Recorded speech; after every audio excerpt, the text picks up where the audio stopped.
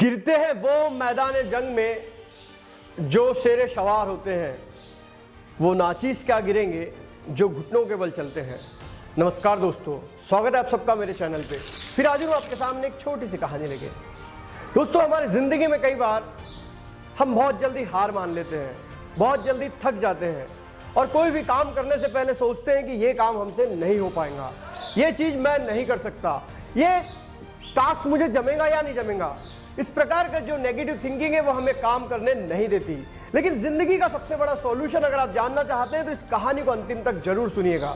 ये कहानी कोई राजा महाराजा की कहानी नहीं है, ये कहानी एक वास्तविक घटना है। ये कहानी एक लड़की की है, एक छोटी बच्ची की है जो अपने चाचा के साथ दुकान पर जाती है, चाचा का हाथ पकड़कर। तभी उन पे 5-6 बदमाश हमला कर देते हैं और उसके चाचा को बहुत बुरी तरीके से मारने लगते हैं।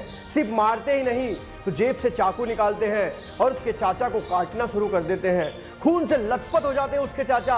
और वो छोटी बच्ची जिसका नाम है मैरी, वो ये सब देखकर डर जाती है, रोने लगती है और कहने लगती है, मत मारो मेरे चाचा को, छोड़ दो। लेकिन वो बदमाश उसके चाचा को नहीं छोड़ते। अब उसे पता होता है कि अगली बारी मेरी है और मेरी वहां से भागना शुरू करती है। वो भागती है, उसके पीछे वो बदमाश दौड़ते हैं, मेरी आगे आगे और बदमाश पीछे पीछे। लेकिन छोटी बच्ची कब तक भागेंगी?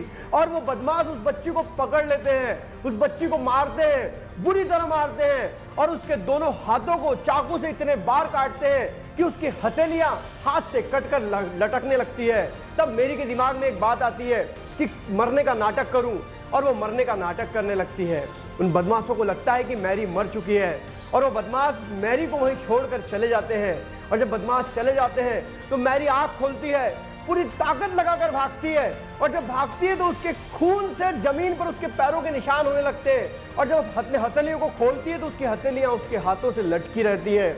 इतने दर्द में भी मैरी जो दौड़ना बंद नहीं करती, छोटी बच्ची अपने घर पहुंचती है।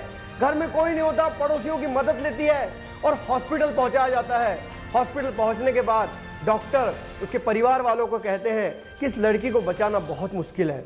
फिर भी डॉक्टर उसका ऑपरेशन करते हैं और लगभग 4 घंटे के ऑपरेशन के बाद मैरी का ऑपरेशन सफल रहता है।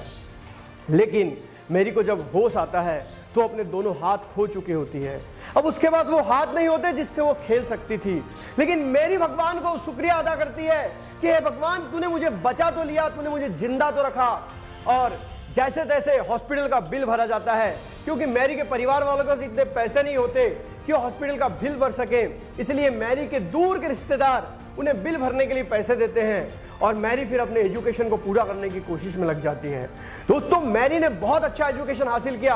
2008 में उसने 12वीं क्लास को पास किया। उसके बाद उसने होटल मैनेजमेंट का कोर्स किया और होटल मैनेजमेंट का कोर्स करने के बाद आज वो बहुत बड़े शेफ के रूप में प्रसिद्ध हो चुकी है।